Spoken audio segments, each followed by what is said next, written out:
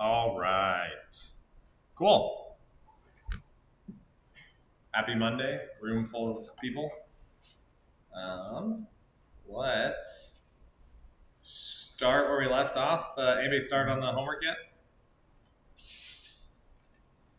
Yay, we all did because we do what is told of us to set us up for success in the course, because starting the homework assignments early will always guarantee them that you don't wait till the last minute to do them.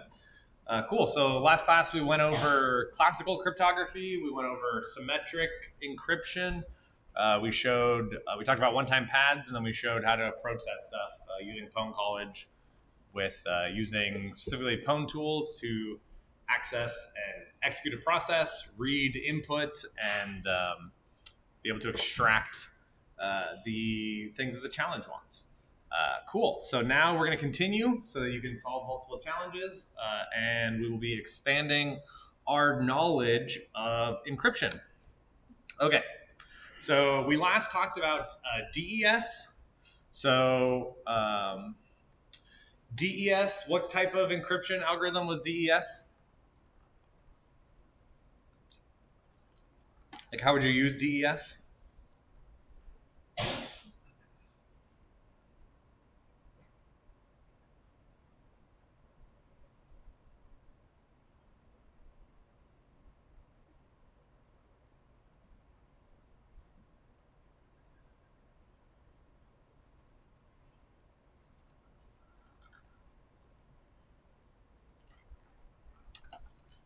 DES. What was DES? 5 whole days ago.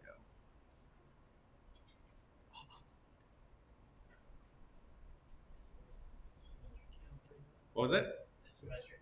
A symmetric key algorithm. What does a symmetric key algorithm mean? Somebody else.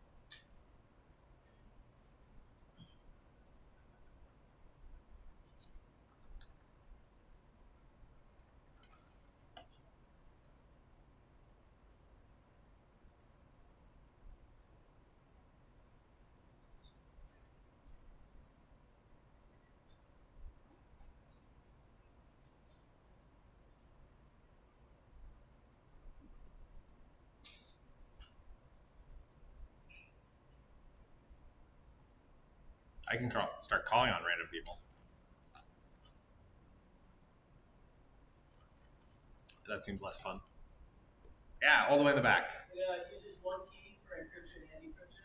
Yes, it uses one key for encryption and decryption, meaning that the sender and receiver of the messages, Alice and Bob, need to somehow securely share that key, because anyone who knows that key can decrypt the message. And so the security there is all predicated around not releasing that key and the security of the key. Okay, great. So DES, which was again established in the 70s. What's kind of crazy is it actually stuck around, for a long time. We talked about, so AES was standardized in 2001. Key aspects of AES that are important for us is that it has an 128-bit block size. This is something that's going to be super important to keep in mind as we tackle challenges involving AES. So 128 bits is also 16 bytes. You could calculate that yourself. How?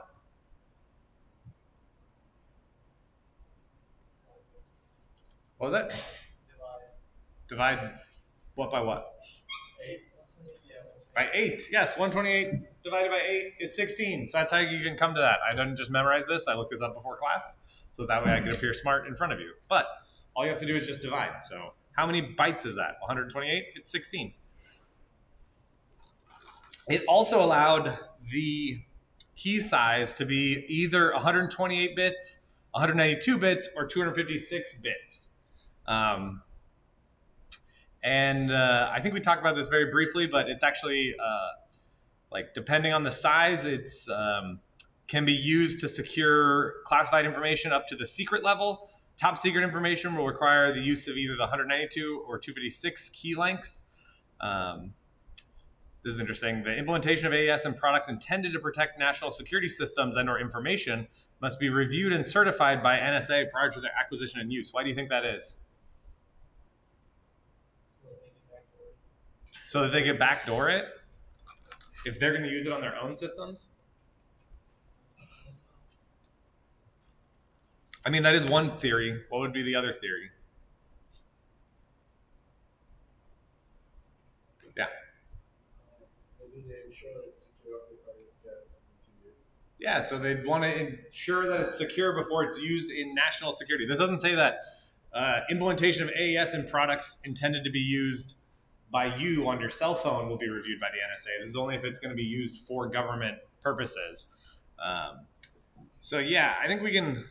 It's kind of an interesting debate of would they introduce a backdoor. I think the main thing that we've learned is that once you insert a backdoor, it's very, very difficult to guarantee that you're the only person with that backdoor. So if that system is being used to encrypt your secrets and it has a backdoor, if your adversary discovers that backdoor, then boom, they have access to all your secrets. So it's usually not a good idea. Cool. Okay.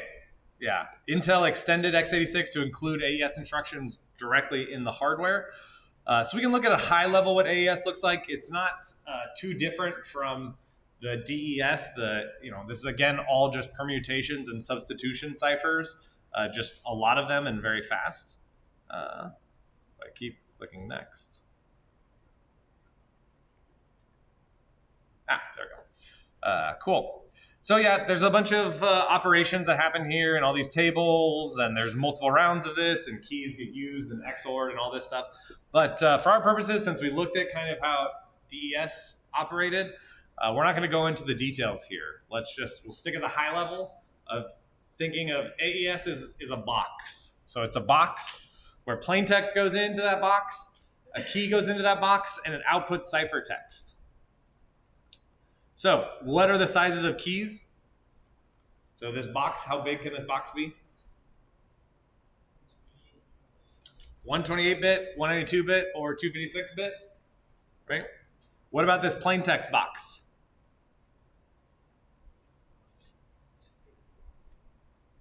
Yeah, we didn't quite talk about it, but implicit in this block size, 128-bit block size, this means that the plain text data that can be encrypted or decrypted by AES is only 16 bytes. And so it mixes that with the key to produce ciphertext so that it should be impossible for somebody to go backwards from the ciphertext to plain text unless they have the key. What's the other way that they could break it?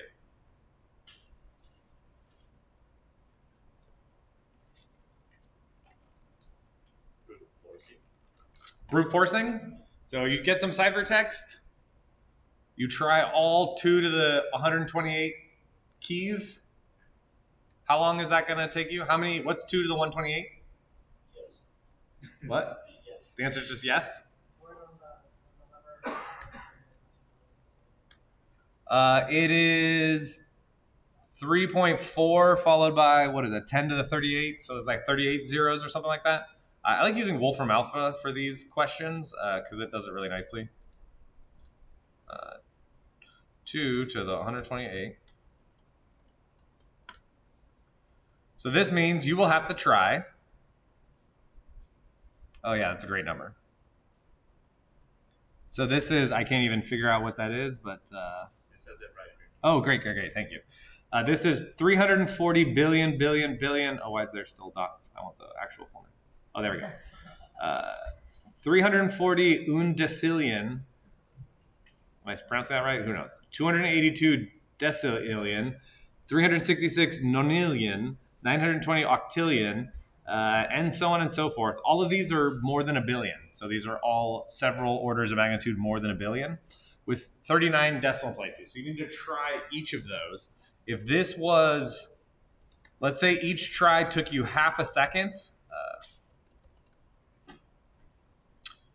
that would be, expand that out. That's the whole point of this exercise there. 3.9 times 10 to the 20th of the age of the universe in years. 3.5 times 10 to the 30 years. Let's say you do it like real fast. I don't know. Right? You're still talking about like... Multiple lifetimes. multiple lifetimes, even if you made this faster, right? For this to be fast, you'd have to do it, I don't know, like, yeah, you'd have to solve it like almost instantaneously. Oh, now we're down at 10.79 trillion years. Then there's another problem. You try all these keys. You have this 16-byte ciphertext. It's going to output 16-byte plain text. How do you know which one? So it's going to generate 2 to the 128 possible plain texts. How do you know which one is the actual plain text that the original message was? Maybe you know something about the original message, so you can tell of all this gibberish what it is. But anyways, the point is it's going to take you a long time, and it's what we call computationally infeasible to do this with modern systems and even modern hardware. See how fast, like how, insanely fast? And that's, okay, so we've got it down to 1 billion years. So let's say you had 1 billion years to spend on this problem. This means you would have to do each try in, I don't know what any of these things mean. If anybody has a good, about the half-life of hydrogen 4 seconds in nano. That's 1 times 10 to the negative 13 nanoseconds. So you have to solve these like. Convert it to blank time. To what? Blank time. Blank time? P blank. Oh, P. I don't know what that is. What is that? P blank? Blank time is like the shortest. Oh, blank. measurable time. Cool.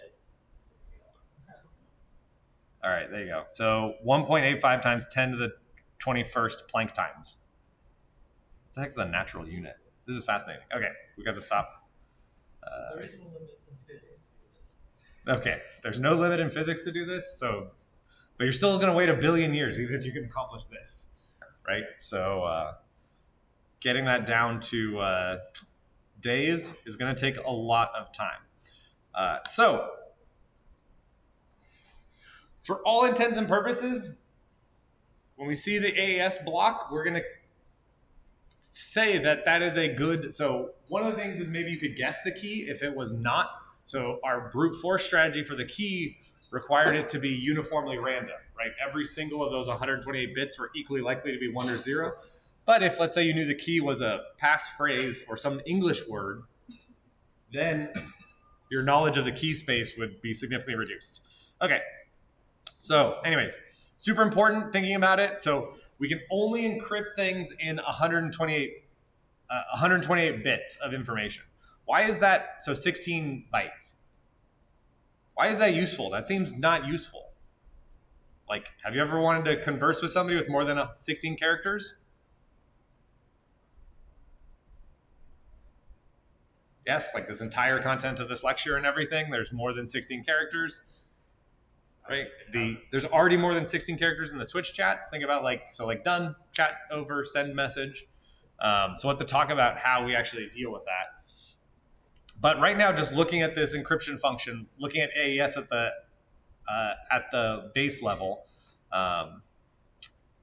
So we have, so now we need to encrypt the string hello, comma, space, world. So we can, again, we're not going to operate, we're going to translate those, obviously, to their ASCII representations. So we have the ASCII values here. But this is 1, 2, 3, 4, 5, 6, 7, 8, 9, 10, 11, 12, 13. It's 13 bytes. What do we do with those other remaining 3 bytes? Yeah, we need, because the question is what padding to add? And how do we separate that from a message that has that padding, right? Because I would want to be able to send a message that's any possible 16-byte value. So fundamentally, this is the key problem with these, this like fundamental problem with these encryption algorithms is with these block ciphers, we have to send data in at least a 16-byte chunk. And we'll show how we can send multiple 16-byte chunks. So one thing that we can do is have null bytes. Right? So this was the suggestion, or it wasn't exactly your suggestion, but some kind of padding right at the end. And so we'd say, okay, so our encryption scheme now is let's send a message, encrypt it, and then when we get null bytes at the end, we'll just knock that off when we decrypt it. So we'll say this was the original message. So the problem here is now we can't tell the difference between two messages or three messages, or I guess 4 messages, right? There's several possible versions of plain text that this could be. It could be the string hello world that they wanted to send. It could be the string hello world null byte, hello world 2 null bytes, or hello world 3 null bytes. But we can't tell which one that is with this padding. So there was a different scheme that was created, and I guess we could look up exactly what this means, but PKC7. So the idea there is, and the other problem, the problem with these null bytes is it's really difficult to tell, like we said, which ones were null. So anyways, the idea here is for padding, you pad with bytes that are the number of bytes that you want to pad with. So for instance here, there were 3 bytes extra at the end. So there's going to be 3 bytes, each with the hex value 3. 03, 03, 03. That way when you decrypt, you look at the last byte, you say, is it 3, 333, and then you cut 3 bytes from there. You make sure those are all 3. If it's 2, you'd only cut the last 2 bytes. If it's 1, you'd cut the last byte. What if it's 0?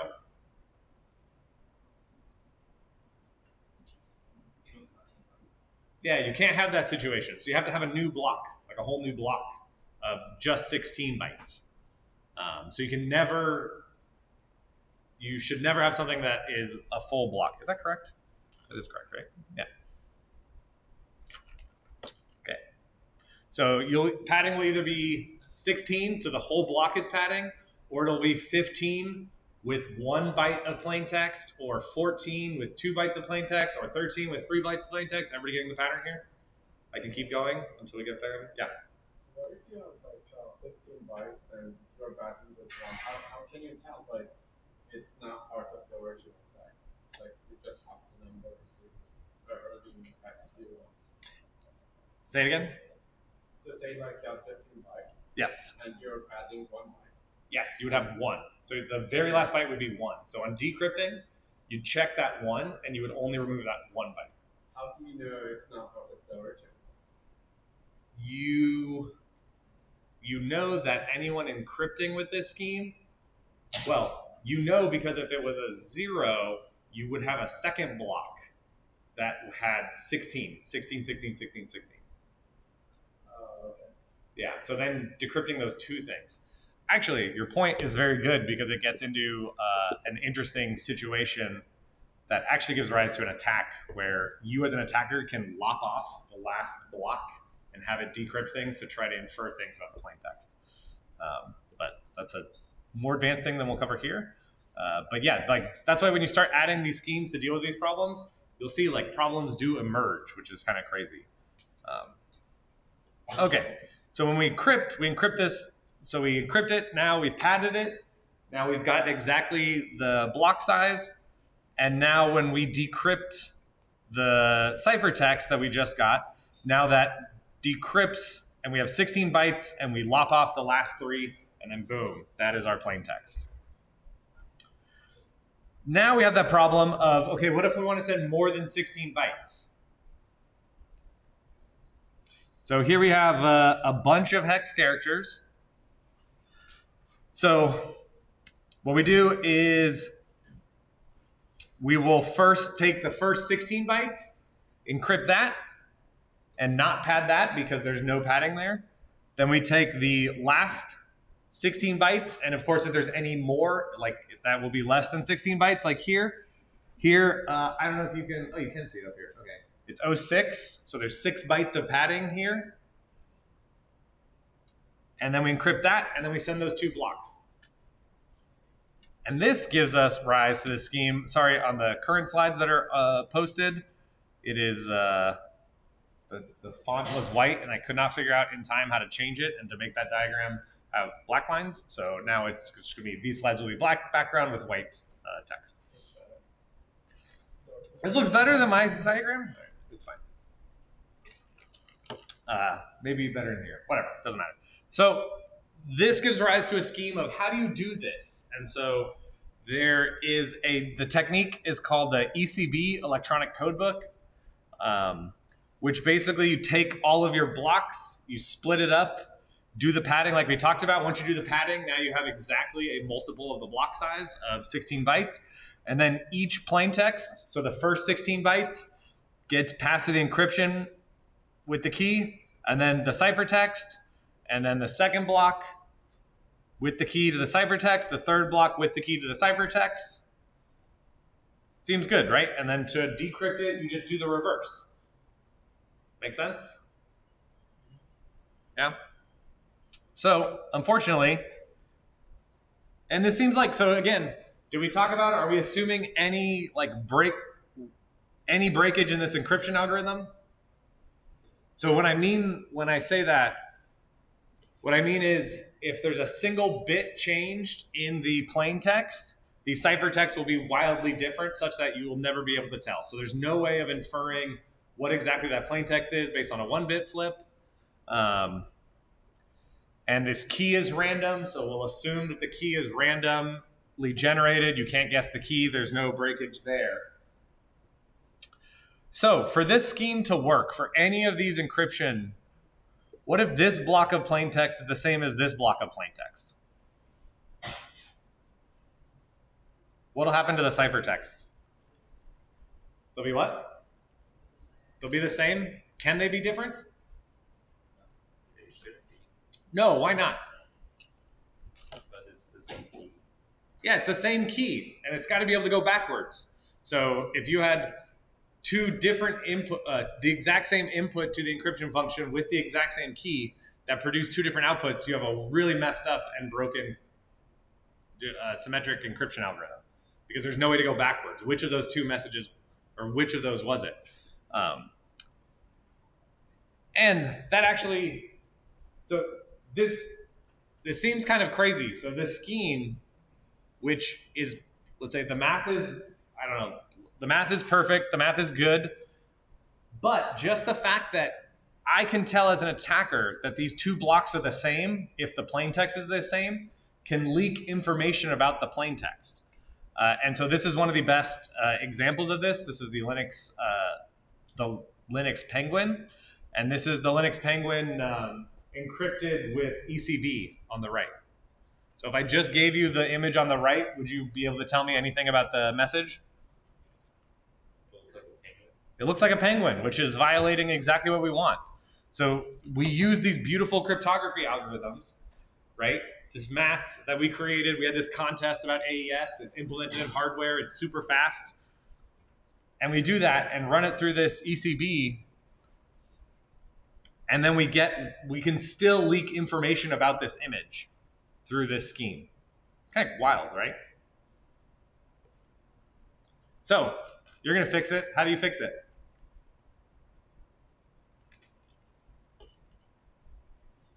Yeah. Maybe you change the key with each one. So maybe change the key so it's like a different key every time. Yeah, that could be definitely one way. The other way to do it, the really nice thing is, if you look at here, so this is the first block. So you take the key, get some plain text, you get some ciphertext. This ciphertext is essentially random, right? It should have no relation. It's based on a random key, random plain text. It should be random values. So the idea is, if you take that, XOR it with the plain text here before it's encrypted, now even if this plain text and this plain text are exactly the same, the resulting ciphertext will be different. And that's exactly what cipher block chaining is. So this is another mode to use AES. So ECB you should just basically like never use. We use it as an example to show why it's so bad. So cipher block chaining is the technique where you take the plain text, usually also have an initialization vector. This is something that's public. It's a random value here. But you take the plain text, XOR it with this initialization vector, and then send it to the encryption, then take the ciphertext that you got out from the first block, XOR it with the plain text of the second block, encrypt that, and so on and so forth. So what's so this actually, you may be wondering about our fine friend, I think it has a name, is it Tux? Yeah, our fine friend Tux, the penguin, who's not really wearing a tuxedo, so it's kind of weird, but anyways. So this, now that exact same thing, encrypted using CBC. Now we have the image on the right, which is actually visually looks gibberish, which is exactly what we want. What's a downside of this approach? If your first block is off, the rest will be off. If your first block, yeah, so if you, maybe another way to phrase that, I guess, would be if there's any like problems in the transmission of the ciphertext, let's say. So if the ciphertext gets a bit flipped, the whole thing is garbage, whether with ECB, if a single bit messed up in the ciphertext, I could still decrypt all the other blocks. What else? Yeah. Kind of the same point, but like you can't tell like the integrity of like, whether you performed it correctly or not. Yeah, so it's a problem with all these. We haven't talked about integrity at all because that's something we have to do separately. But yeah, that's a big problem too, is dealing with this problem of integrity. And if any bit flips change, then we have problems. What else? How would you implement this? Sorry, my watch is buzzing.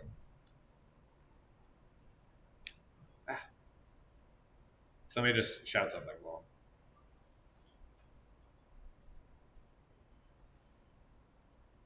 Is it an issue of like if the encryption takes too long for a certain piece of text, you have to rely from that have them encrypt the next piece of text? okay, so if there was,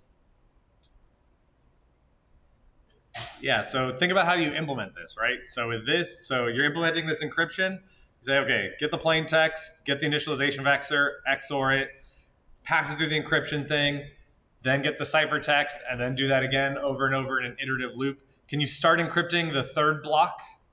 No, you have to wait until you've encrypted blocks 1, 2, and 3. Whereas with ECB, it's actually very nice parallelism where you could encrypt each of these separately. So think you have modern CPUs can have 8, 20, 40 cores, depending on the server or whatever. Each of those could be doing encryption stuff in hardware with ECB mode. So you're giving up this parallelism here, but the clear security benefit is much better. So it's useful to think about. Okay, but there's one more type of encryption mode. This is the counter mode, CTR. So this one's kind of interesting because it allows you to, it kind of solves the challenges of both, allows you to actually do the encryption in parallel while still maintaining this notion that you want, that a single plaintext input plaintext block should not result in the same ciphertext block.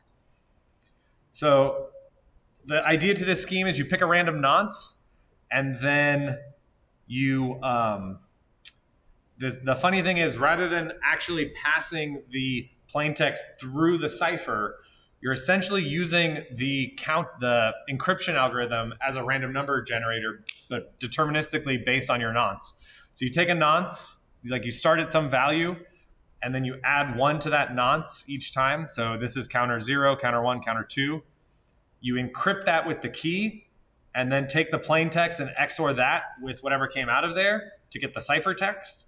So you can only, we know with XOR, so you should only be able to get back this plaintext if you have the output of this box, which should be random and based on the key. So it's protected by the key.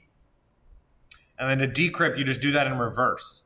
So you communicate the nonce so that you can calculate this. And now the nice thing is you can do this on each of the things in parallel. And so here you get you do that encryption, you get the ciphertext, XOR it with whatever comes out of this box. And remember, whatever's coming out of this box on both sides is the same. And then you XOR that to get back the plaintext. Kind of crazy. But there are other ways to mess this up. So if you reuse the same nonce and counter again, that can cause problems. I think you can have, if I'm remembering correctly, you can have problems with the counter wraps around too and redoes stuff. So anyways, there's interesting ways that this can break, or if you can get it to use the same nonce, you can force a nonce. You can get the same output here to break things. It's all kinds of cool stuff. Okay. Questions on this? These modes?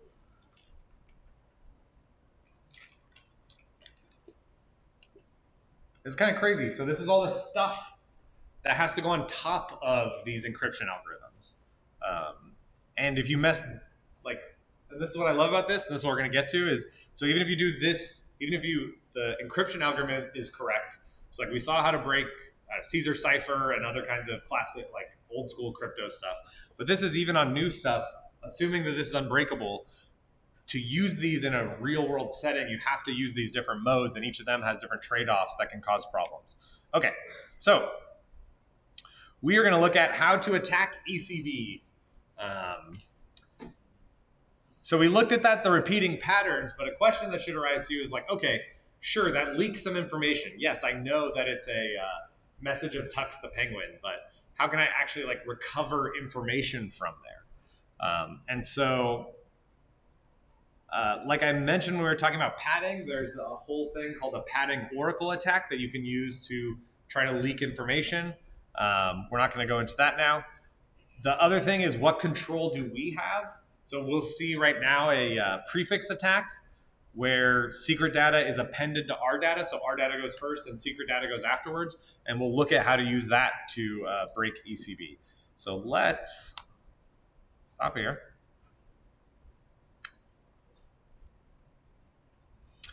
Level 5.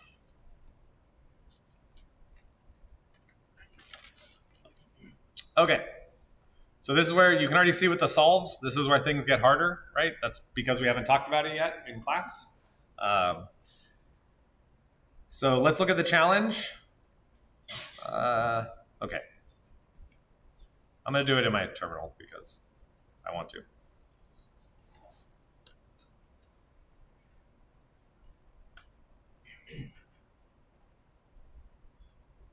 My video just cut out? No?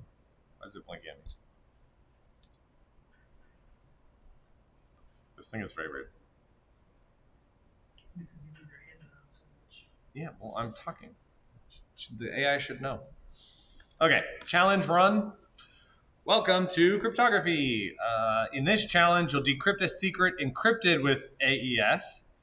The ECB block cipher mode of operation is used. You can encrypt arbitrary data, which has the secret appended to it, with the key being reused each time. So if you've already looked at this level, it may look slightly different. Before class, I added this hex output, which should help us in our discussions of what's going on here. But just like all the other challenges that we looked at, so it's telling us the secret ciphertext, B64. So here it is. And then this is the same thing in hex. And so we can already see, so we could count this. This is 16 bytes. So each of these corresponds to a block of output from AES. Let's see, I'm just going to feed this back in to see what happens.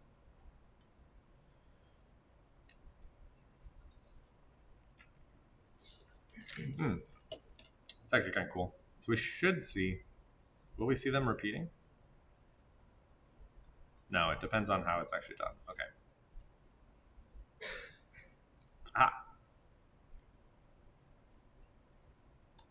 Okay. Anyways, so we see that by adding more things, let's actually look at what's going on here. And you can do this. This is like totally allowed, right? The challenge run is just a Python script, so you can look at it. And it's very simple. So that's the other cool thing that I like about this, is showing that these challenges are not crazy difficult, and these crypto schemes that we are using are also not very difficult. But even like this, they can be done in a way that messes things up. So key, get random bytes 16. So let's just assume that that's correct. 16 random bytes for the key. Create a new AES cipher using mode ECB and using the key we just created. So first thing it does is get ciphertext. So it calls this pad function. So the pad function does the PKC7 padding that we just talked about. So it gives it the flag and the block size, and then uses the cipher to encrypt that. So we can think of the ciphertext, which was the flag, got padded out, and then got sent and encrypted. And then that's exactly what this ciphertext is. So show base 64. So it shows us this ciphertext base 64 encoded, and it also shows it as a hex block of the ciphertext. And then in a loop, So while true means forever. Do this. So get base 64 input. So that's our plaintext prefix. Then pad the plaintext prefix plus the flag with the cipher block size. Pad all of that, encrypt it, and now show it to us, and just keep doing that over and over again. So the crazy thing is that we can leak the flag and read the flag, get the contents of that ciphertext just with this power. Like, this is enough power to get us to get the flag. But first, let's kind of poke and see what's going on. So I am going to have two screens here. One will be IPython, import base 64. Okay. And the other thing is that we should note, so the ciphertext is changing every time, right? So it's different here. It's different here. Why is it different here the second time?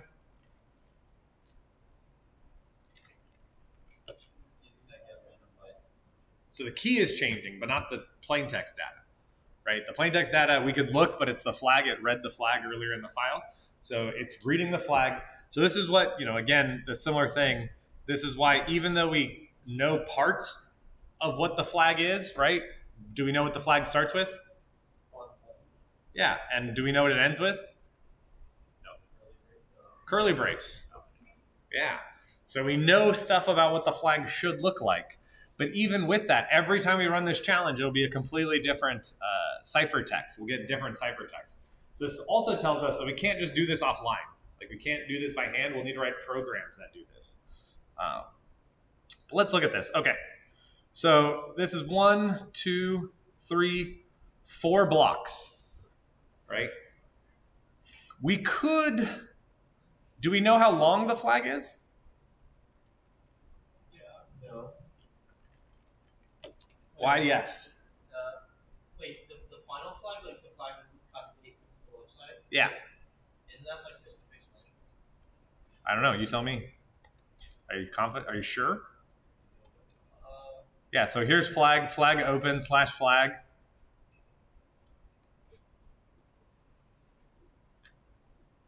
Why no? I just don't remember we held it, but I could draw.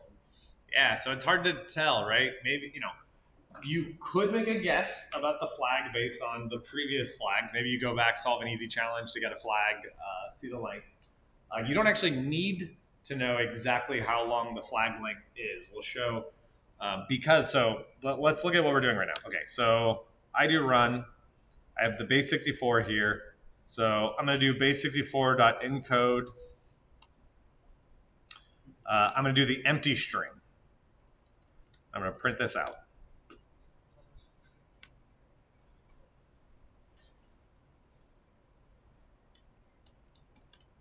What? Oh, wait, sorry. It's B64 encode. Oh. There we go. Ah, the empty string.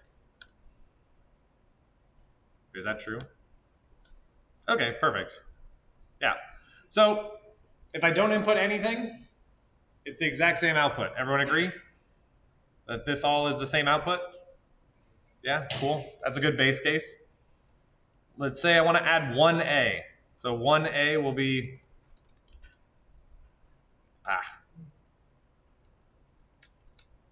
whatever, I'll just copy it correctly.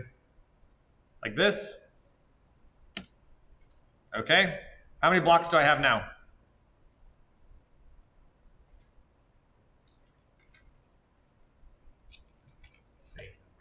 Same number, 4 blocks.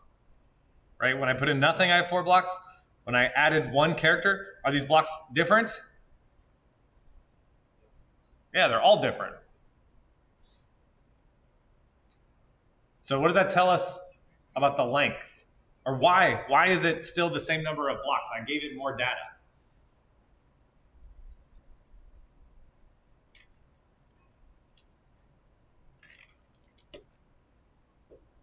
Yo.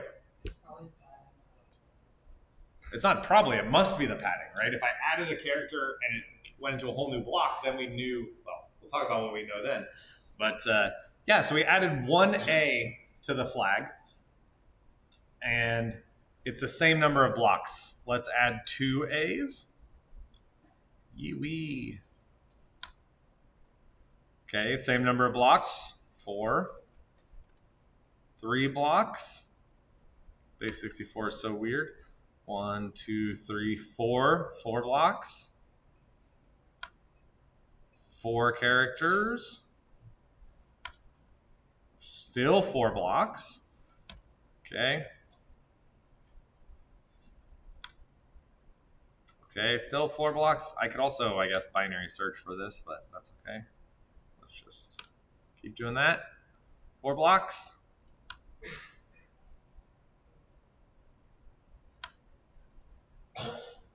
Four blocks. This is exciting, huh?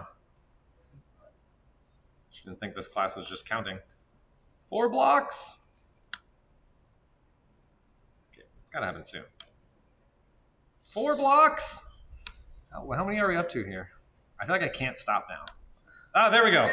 Woo! Look at that. All right. All right. Whew. That was a lot. 1, 2, 3, 4, 5. Okay, so I had to add 1, 2, 3, 4, 5, 6, 7, 8, 9, 10 A's to the front of it to have there be an additional block. Now, how can I know? How can I use this information to know how many characters there were originally?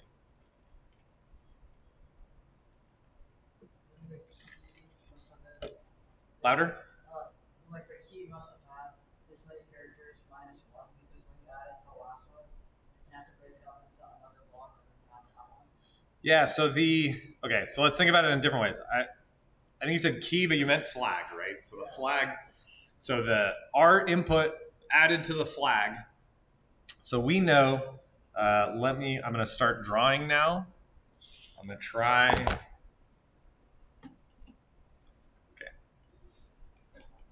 Does that work? Do you see that? Yeah. Okay. Don't want to say hello. Okay. All right. So that was 5 blocks. So we had we'll go like this.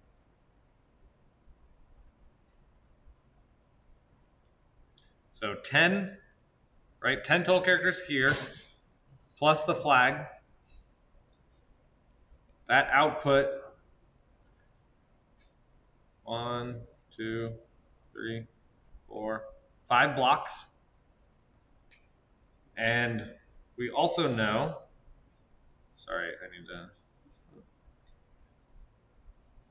we also know that 9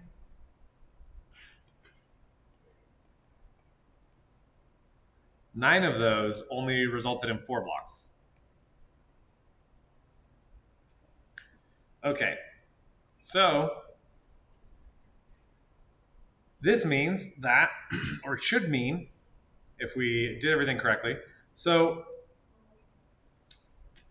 when is a new block added? Once we exceed what? Once you exceed the 10 A's. Yeah, so once between 9 and 10. So at 9, so we know actually that this bottom here, this block will have 9 A's and then some of the flag. This one will have flag. This one will have flag. This one will have flag. How much padding is there on this one? Normally we wouldn't know, but if you add 1 and a whole nother block appears, how much padding is here?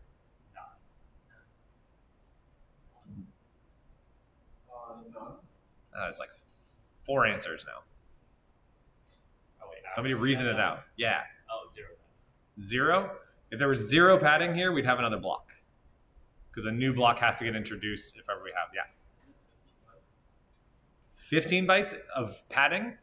It's 1 byte and then the whole block has to be 16. So specifically on this one, so on 9, right? So we input 9 A's plus the flag.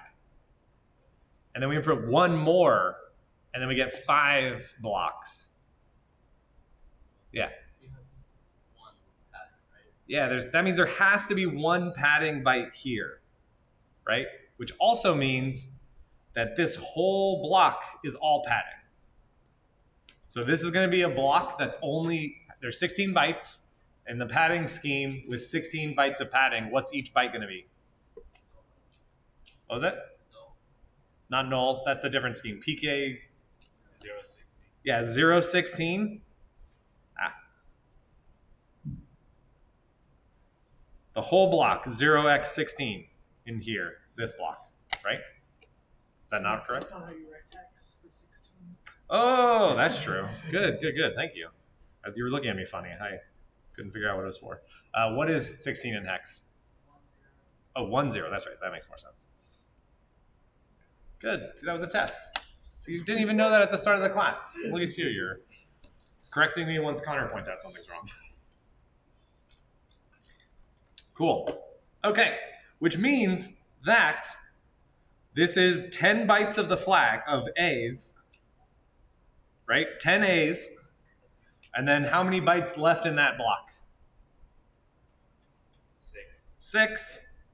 So 6 bytes of the flag. How many in the second block? 16. 16. So this means our flag will be whatever this is. Oh, but I have Python for that. I don't need you. 54 bytes.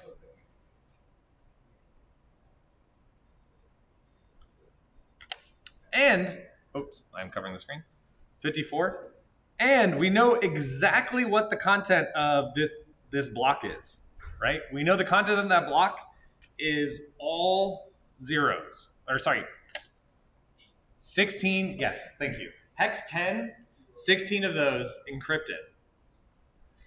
And we control input. What if we give 16 bytes?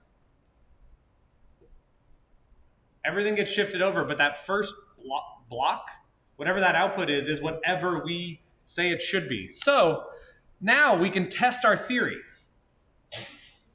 We can say, okay, we just reasoned with ourselves and as a group and said, okay, there are 4 blocks here. I know this block is first 10 A's and then some stuff after it. And I know this one is flag. And I know this one is hex 10 or 16 bytes of that. Now, let's verify that assumption.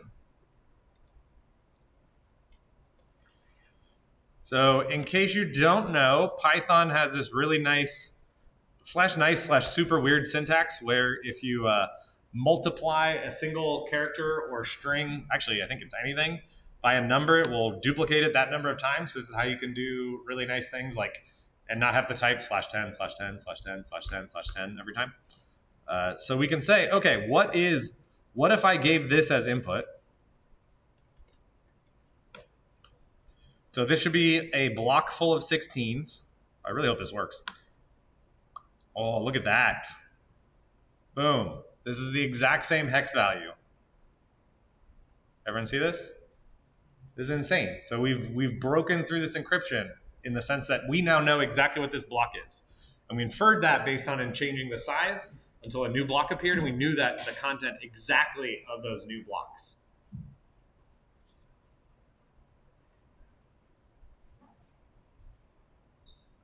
It's pretty nuts.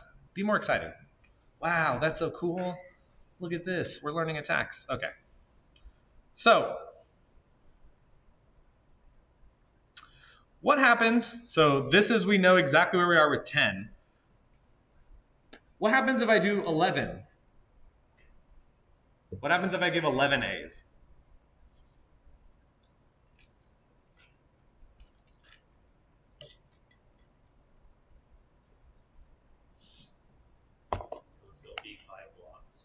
There'll still be 5 blocks. Excellent. So I say A. Actually, let's. Oh. Bless you. Okay. So this is how I do all this stuff. Is I just write out what I think what's happening. There's a lot of stuff I don't know about the input, but there's a lot of stuff I do know. Right? I know there's 11 A's. I know there's a flag. And I know that's exactly 54 bytes now.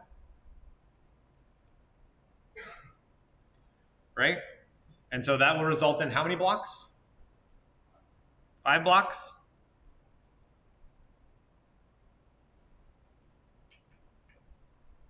So what do I know about the first block?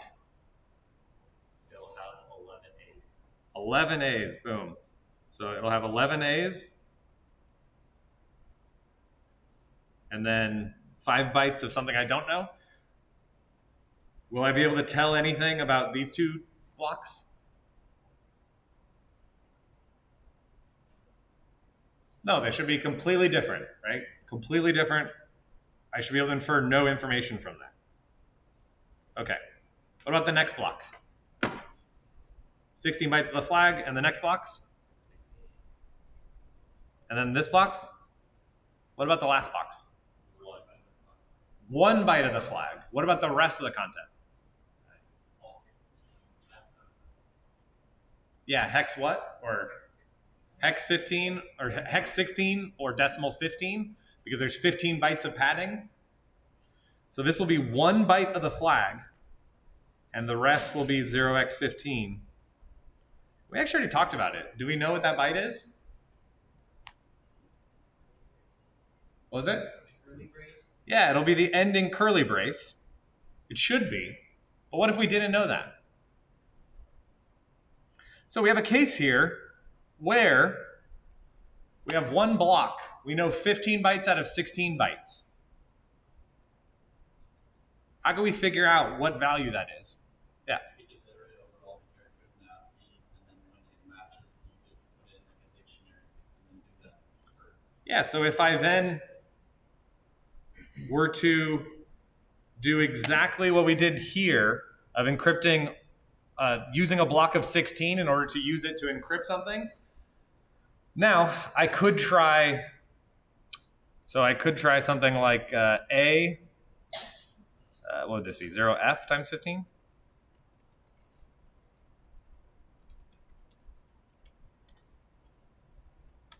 Right?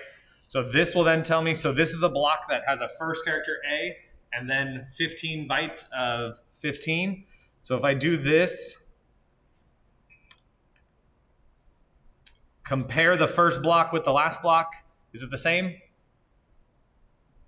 No, we know it's not correct because we know that's not the value. We could do this for A, B, C, D, E, F, G, everything, all the ASCII characters. We could even do all 200. It's only, how many guesses do we need to guess? 256, which is pretty easy. That's not a lot. Is that less than 340 unta bajillion?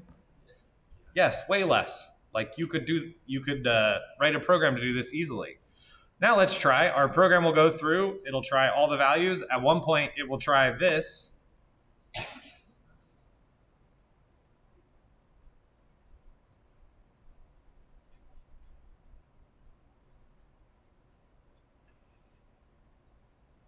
And that won't work either. Why doesn't that work?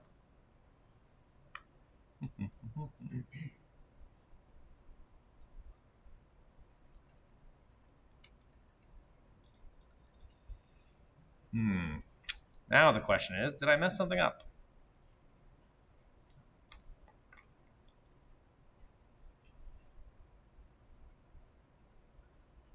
Okay, where was it where now we got to start from the beginning. This was 11. Did we ever do 11? Oh, we never actually did that, did we? Dang, that's funny. Okay. All right, let's simplify this.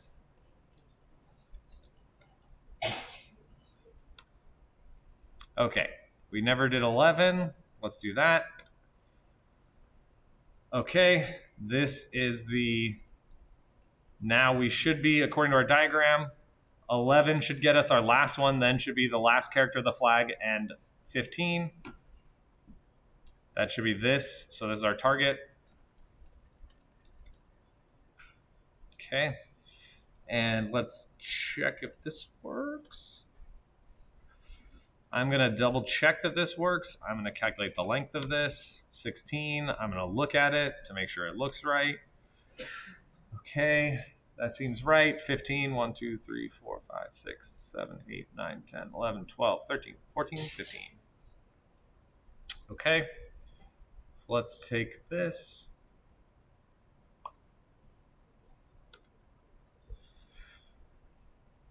Okay, that did not work. I think I know the problem. We would, I don't want to ruin this. Not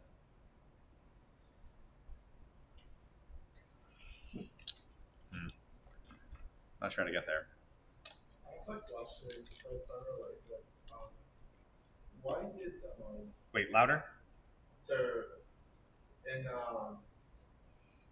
the third line from the top, I guess, the last block starting from E63, how did it, so it was at the top and now it's at the bottom. How did that happen? Sorry, there is nothing to repeat. Okay. Okay. Now you know, the computer told you. So this block, let me see, is... Oh, why did that repeat? Yeah, that's what I'm curious about. Oh, that is because this here, this EB, this is where we had the block of 16 characters of byte 16. So this example showed when we put in 10 A's, the very last block, we knew exactly what it is.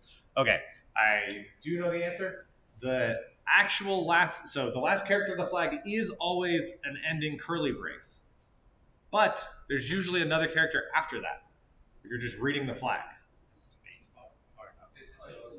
No. Not a null. Yeah, it's a new line. There's actually a new line at the end, which would be a great test. Let's see if that is correct.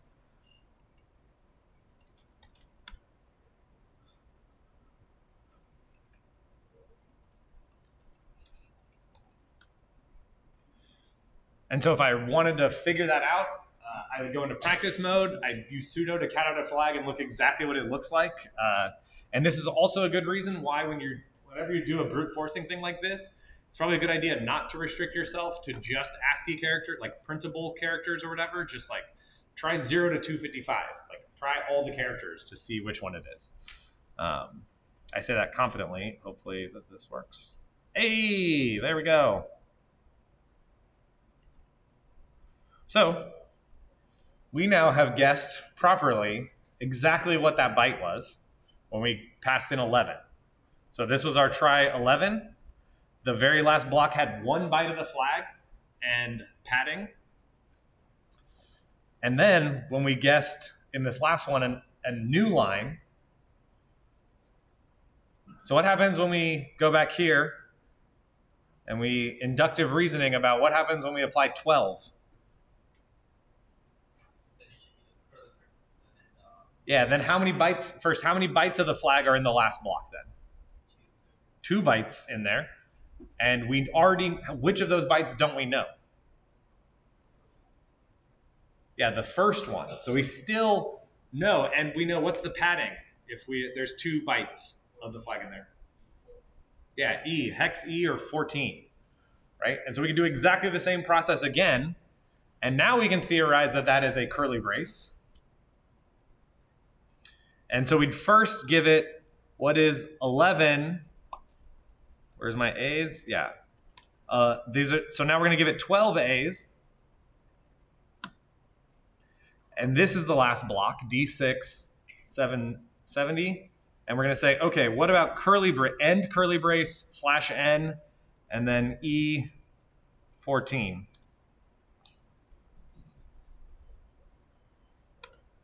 Boom, there we go. Found that exact same block.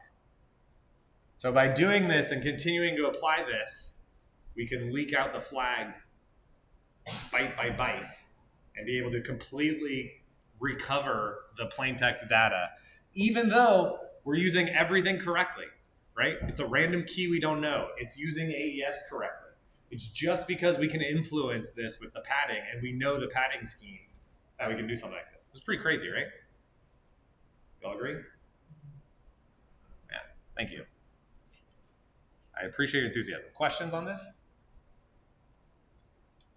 Yes. So I just wanted to clarify this, but like, so if you have like 16 width of plain text, Louder? so if you have like 16 width of plain text, Mm-hmm. then the next block will have all like 16. Exactly. It's a norm. Yeah, so if you have 16 bytes, Yeah. because if you didn't do that, it would, there's no way to tell it there's zero padding because you need that last byte to tell it that. So the way you do that is by having a whole block full of 16s, a whole padding block. So if you give me 16 bytes, I will give you 2 blocks back. Yeah. Cool. More questions on this? Sorry, I'll go to Twitch. I was drawing. Nope. And so now the fun part of level 7 is coding this. Yeah. Or you could do it by hand, I guess, if you really hate yourself. 256 guesses is a lot, especially for, we know it's 54 characters, so. So did we like decode the whole block, or did we just decode the We did 2 characters. Oh. And the 2 characters that we knew. So, but once you get this method, right, you can, once this is automated, you're doing this byte by byte. So it's not that crazy. You do have to be careful about which blocks you're doing and making sure you're getting it correctly, but it's,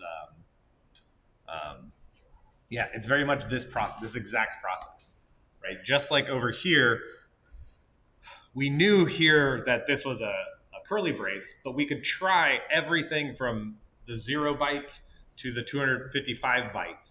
And one of those will match exactly, and we'll know exactly what that byte is. And then we could go on to the next character and leak more. So you're leaking the flag from the back, basically. For level 7, do you have to sub-process?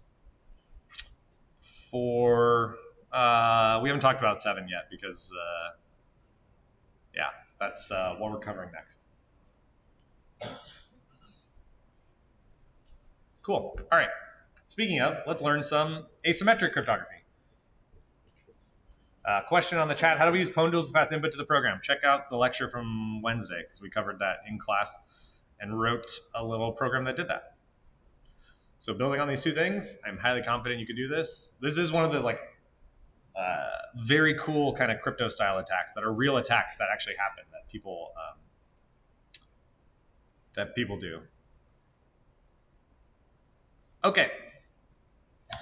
All right. So we talked about symmetric crypto systems, and we've kind of been covering under the rug this problem that, hey, there's this key, right? We saw with AES 16 bytes of random key data, but how do I transmit that to somebody? Right? It's almost like a recursive problem. It's like, okay, or it's like I don't know. It's a problem that like, okay, but you transfer it securely, but like, yeah, that's why I'm doing these keys so I can talk securely. Like, if I had a great way to talk securely to somebody, I wouldn't need all this other mechanisms and all this stuff. So this is like the key problem. And so there was a major breakthrough in cryptography, which the idea, and this is where asymmetric comes in, where the goal is, how can I encrypt information without requiring some shared secret key that we have securely transmitted to each other? And it's, honestly, I like vaguely, I think I mentioned this on Wednesday, I vaguely understand the whys of how this works, but to me this stuff is like magic and it's super cool that this works. And this is like why math is so interesting. The idea is now with asymmetric crypto systems, everybody has 2 keys. A public key that we'll call P that they share with everyone. So everyone knows your public key. And so Alice and Bob, we can say have public keys A and B. And everyone also has a secret key that they keep that they never share with anyone else. So we use S for this. So secret key of Alice and the secret key of Bob. Also called public key cryptography because it involves, you may guess, public keys. And the way to develop an intuition for this, what I really like is this model of a box. So you can think of a box with 3 states. So it can be either in state A, B, or C. Everybody good? And in A it's locked and in C it's locked, but B is the only state that it's unlocked. And you can move from A to B or B to C or vice versa, but you can't move just from A to C. Okay. And the idea with kind of public-private key crypto is you can think of each key as one key will only move the box one direction. And the other key will move, sorry, not the box. I guess the box doesn't move, the key moves, but the one key, let's call it the public key, will move the box, the lock state counterclockwise, so to the left, and the other key will move the box state to the right. So this would be the public key of A and the secret key of A. So how to use this? So let's say, I guess my name starts with A, so rather than Alice, it'll be my keys. So let's say there's this box in the middle of the room. If I have a public key, that means I've given you all a copy of my public key. So everyone has the public key of A. So let's say that you come across the box in this room. It's on exam day, which we don't have exams, but if we had an exam day, and there is the box was locked in state C. Okay? You come in, you're the first person, well, if you're not the first person, because then other people have to trust you, you all come in at exactly the same time. You watch somebody take their public key of A, move the box from state C to state B, so unlock it, open it up, and there's a message in there that says, the exam is canceled today. Should you all go home, or should you stay because it was a prank? And why?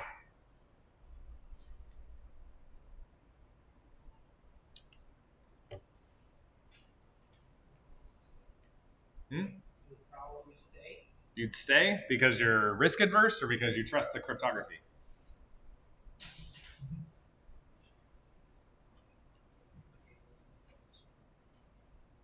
How can the box get into state C? What was it? Only the person with the secret key can ever put the box into state C because of that key's the only key that goes to the right. So all of you can never put the lock all the way to the right. So therefore, it's only the person that had that secret key, which should be me.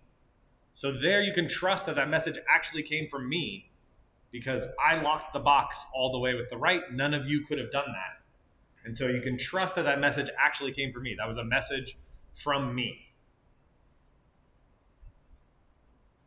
Do you agree or disagree? Yeah? It's kind of crazy. We have two different keys, but based on the way the mechanisms work, you can really trust that. And the other way we can use this is if you had a very secret message that you wanted only to communicate to me, how would you do that with this scheme? Get the box, put the message in the box, and lock the box. Yeah, go through the states. What states? So this box is in, the box is, let's say, is in state B. So you put the message in, you put it in state C, I believe. You can't put it in C. Yeah. Then you come with your secret key, then you unlock the box and you can see the message. Yeah, so then as soon as you do that, as soon as you lock the box from state B to state A with your public key, you now know that nobody else can open that box except that they have the secret key. So you know that nobody else in the class is going to snoop on that message. The only person that can unlock the box is me. And so so the interesting properties that you get from asymmetric crypto systems is you can use the public key to encrypt messages that only I can read with my secret key. And I can make messages that only me could have made with my secret key. So I can make a message that is not encrypted because all of you can read it because you have my public key, like when I left the message in the box. So these are the crazy properties that you have here. So you get confidentiality in the sense that you can encrypt a message with a public key so that only the secret key can decrypt that message. You get non-repudiation, so I can make a message and you all know that I made that message. And the key thing that this requires is mathematical notions where it is easy to generate the public key and the secret key, but it is hard to generate the secret key given P. Why is that second part so important?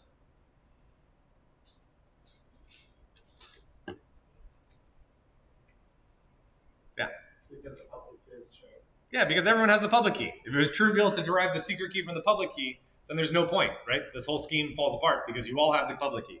In fact, the entire purpose of this thing requires that everyone has the public key. Okay. And another thing it requires is that each party keeps their private key private. Everybody knows the public key, so that's the important thing to remember. So both Alice and Bob know the public key, including the adversary, who will probably use E for Eve, or you can think of as like evil, the eavesdropper. And everyone knows the public key of A and the public key of B.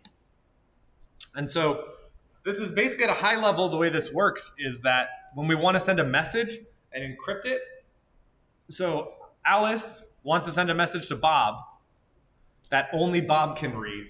What should Alice do? What keys should Alice use? Get the public key from Bob. Yep. He would close the message and then send it back. And Bob would Boom. Yeah, so we use like pseudo mathematical notation like this, right? So you have the message. So Alice takes Bob's public key. This stuff is actually also very easy to reason about in terms of like what information does Alice know? She has her public key. She has Bob's public key. Does she have Bob's secret key? No, it's in the name. It's secret. So there's really like a 50-50 shot of what to do here. But the idea being Alice can take the message, encrypt it with Bob's public key, then get ciphertext, and can send that ciphertext to everyone in the entire world, including Eve. The only person that can decrypt it is whoever has Bob's secret key, which should be Bob. Ooh, that was almost bad. Okay. So Bob can take the secret key of Bob, decrypt the ciphertext, and get the message. So what does Bob know for certain at this point? That a message was addressed to him, and that it was somebody encrypted a message with Bob's public key. But does Bob know it came from Alice? No, that's an important thing, right? Just like when on that box on the table, if I use my secret key to open the box, I don't know which one of you sent that message. I just know somebody did. Somebody with my public key, but everyone should have my public key. So it could literally come from anyone. We'll talk about other mechanisms of how that happens. Now, what does Eve know? So Eve knows Alice's public key, Bob's public key. Eve sees the message, or sorry, the ciphertext C.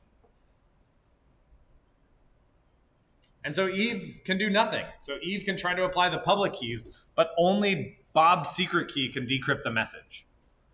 And so Eve knows, the only thing Eve knows is that somebody tried to send a message to Bob, but has no idea about the content of the message, doesn't even really know who did it.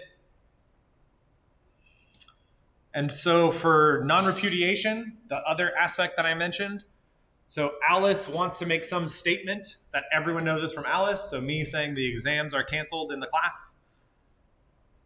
So how can Alice do that? What was that? She could take everyone's public key and encrypt a message to them. That's computationally infeasible, yeah. It would decrypt it with her secret key. So if she encrypts it with her secret key, now she has a ciphertext that can be read by who? Anyone with the public. Anyone with their public key, which is everyone. And the fact that it decrypts successfully with her public key means that it must have been encrypted by her private key, which means it must have come from Alice. So Alice takes her secret key, encrypts the message, gets ciphertext. She can broadcast that to the whole world.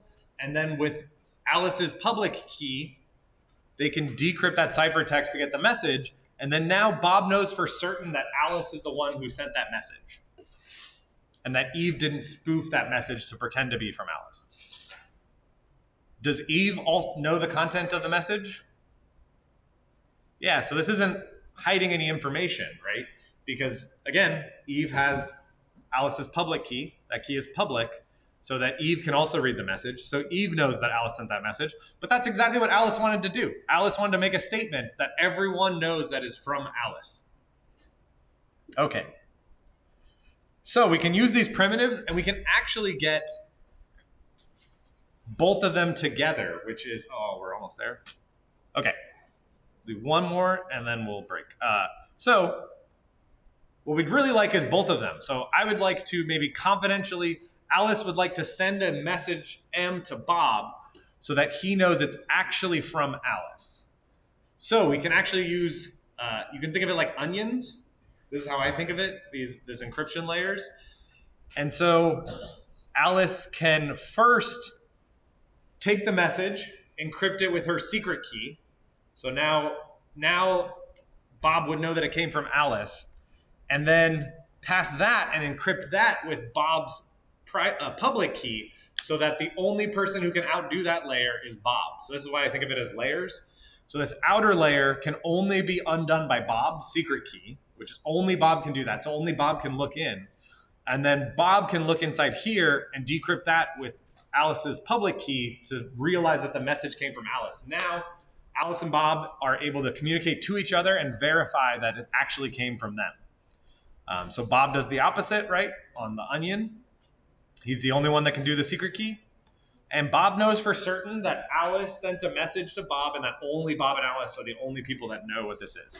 And Eve gets C and can do nothing with it because at the outside it's encrypted with Bob's secret key.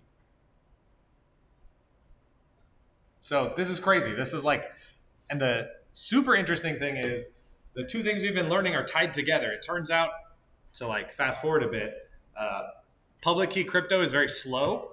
So oftentimes what happens is we use this to communicate a symmetric key, like an AES key, and then we use that to talk over AES to each other. Because now we've used this to bootstrap a secure communication channel between two parties. And this is what happens on the internet all the time with all your communication and data. So we'll get into like how this stuff works on Wednesday. Thank you.